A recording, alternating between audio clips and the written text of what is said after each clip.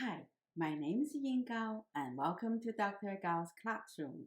I'm a professional philosopher, and I love classical Chinese poetry. I have been teaching and translating classical Chinese poetry with a colleague of mine for the last few years. I would love to share my knowledge on the subject with you. Your enjoyment is my command. Today, I'm going to translate and analyze another poem by the former king of Nantang from the 5th dynasty and Tang Kingdom period of the 4th century AD, Li Yu. I have made a video about Li Yu and one of his poems. Here is the link. As I mentioned in that video, Li Yu was the third and the last king of the kingdom known as Nantang, located in today's Jiangsu and Zhejiang provinces, indicated by the red star in this map. He was extremely talented in arts. His poems are among the very best poems composed in Chinese literary history. Many of his poems become lyrics for popular songs today. However, he was not a competent king. He was not interested in political power. He was made to be the king, not that he wanted to be the king, but because all his brothers died when their father, the king, passed away. If we examine his poetry closely, we'll find that he was a true artist. He was not only very sensitive, but also had the artistic talent to express his feelings in amazingly beautiful poetry. So today, I'm going to translate one such poem in the title of 破阵子, or Breaking the Enemy's Formation. If you're new to my channel, please check out my other videos on classical Chinese poetry, philosophies, or medical literature. If you like the content of these videos, please click the like button and subscribe my channel.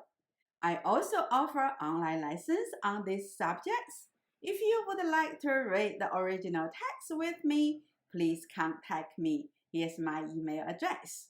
The poems by Li Yu is quite unique because of the extraordinary experience of the poet.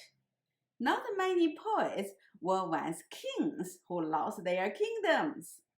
As a king, whether he liked the position or not, he enjoyed the power of a king and the luxuries come along with that position. It was reported that he did make a lot of effort to improve the lives of his people and was deeply missed by his people after he was taken as a prisoner of war. This might be the reason that the second Song Emperor Zhao Guangyi murdered him. In the following poem, he expressed his regret, shame, and sorrow of losing his kingdom, but mostly self-pity. It was much later that he became more self-aware and reflective. Now, let me read the poem in Chinese first. 40年来，家国3000里地山河，凤阁龙楼连霄汉，玉树琼枝作烟罗，几城石干歌。一旦归为尘虏，沈要攀病消磨。最是仓皇辞庙日，教坊犹奏别离歌。垂泪对宫娥。Now, let me translate the first couplet. 40年来，家国3000里地山河。40 means 40. 年 means year. 来 means for. 家 means home. 国 in classical Chinese does not refer to modern nation state. It refers to an area that can be defended by building a wall around it, as shown in the first scribe from the Zhou dynasty bronze vessel. As you can see on the far left, was a square surrounded by walls. and a halberd on the right. According to Mencius, the Confucian philosopher from the 4th century BC, the area of a small guo is about 50 square miles, and a great guo is about 100 square miles. A Chinese mile is about 500 meters. So the area of a guo in ancient China was pretty small.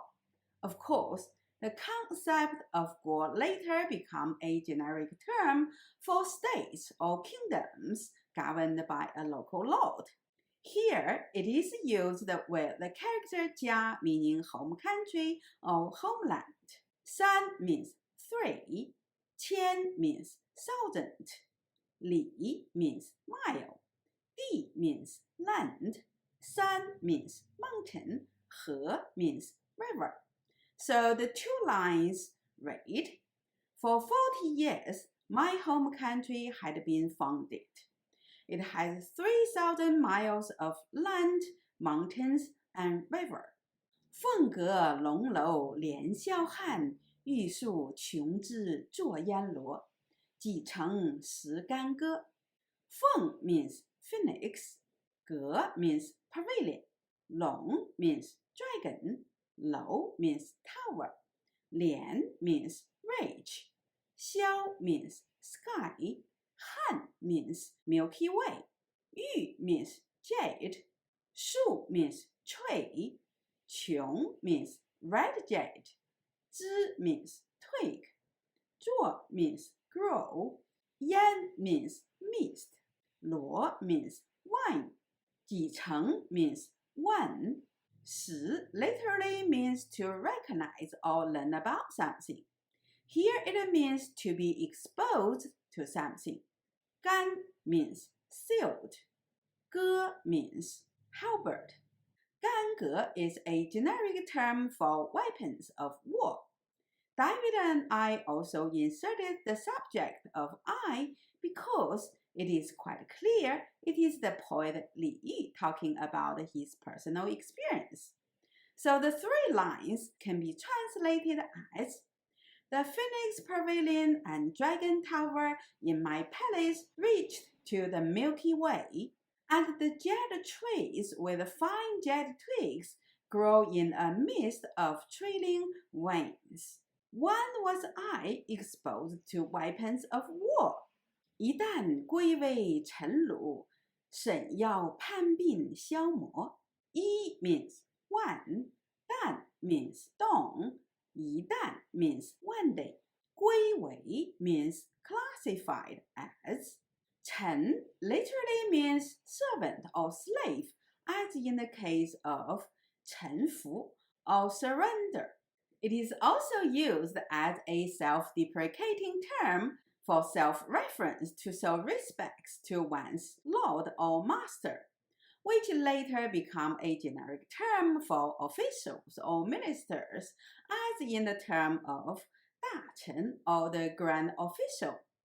虏 refers to prisoner of war. 臣虏 here just means prisoner of war. 沈 refers to 沈约, a scholar official from the South and North dynasty of the 5th century AD. He was known as a handsome man for his slender figure and his literary talent. Here his name is used as a generic term for handsome man. 腰 means waist. Pan refers to Pan An, another scholar official of the Jin dynasty of the 3rd century AD, who was known as one of the most handsome men in Chinese history. However, his hair turned gray when he was only in his early 30s. Both Shen Yue and Pan An were known for their beauty and literary talents. As you can see from this portrait of them, they are both portrayed as beautiful men. Here, Li Yi used these two beautiful, talented men as a self-reference, implying how beautiful he once was. So the two lines read, one day I became a prisoner of war. My slender waist and beautiful hair worn out. 最是仓皇辞庙日，教坊犹奏别离歌。垂泪对宫娥。最 means most. 是 means is.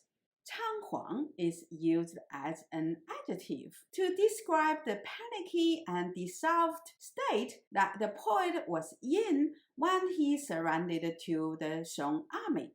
辞 means bid farewell. Miao often refers to temple, but here it refers to the royal ancestral hall. 日 means day. 教坊 refers to the court musicians and dancers. 游 means still. 奏 means play. 别离 means departure. 歌 means sung. 垂 means said. 泪 means tear. 对 means in front. 宫 means palace. 娥 was the name of the daughter of King Yao and the wife of King Shun, later become a generic term for beautiful woman. 娥 here refers to the palace maids. So the three lines can be translated as, dissolved, I bid farewell to my ancestral house. The court musicians were still playing a song of departure, while I shed tears in front of the palace maids. We don't know the specific date this poem was composed, but from the tone and the mood of this poem, David and I guessed it was probably composed during the early days after Li became a prisoner of war. His life as a king at his own court was still very fresh in his mind. The grandeur of his palace and imperial garden was so vivid in his mind that they were almost tangible. Unlike in his later poems, in this poem, the emotion is mostly self-pity. He missed his kingdom, the power as a king, his luxurious palaces, and the royal gardens. He blames others for his failure as a king because they did not teach him how to defend a kingdom. He mourned about losing weight and growing gray hair while implying how beautiful he once was. Maybe he felt ashamed when he bid farewell to his ancestors, but his attention was still on the music played by the court musician and the palace maids. This might be the reason why he failed as a king. However, I would not deny how beautiful this poem is. The vivid imageries of the lost homeland, the lost palaces, as well as the panicky and dissolved state the poet was in, make you sympathize with him and feel his pain, his panic, and his shame. In my future videos, I would like to translate a few more of Li Yi's poems so that we can see how he grew more self-aware and reflective. Of course, the beauty and elegance of his poems are still the main motivation to make more videos about Li Yi's poems. I'm sure you're going to fall in love with him and his poetry just like me and David. If you're new to my channel, please check out my other videos on classical Chinese poetry, philosophies, and medical literature. If you like the content of these videos, please click the like button and subscribe my channel.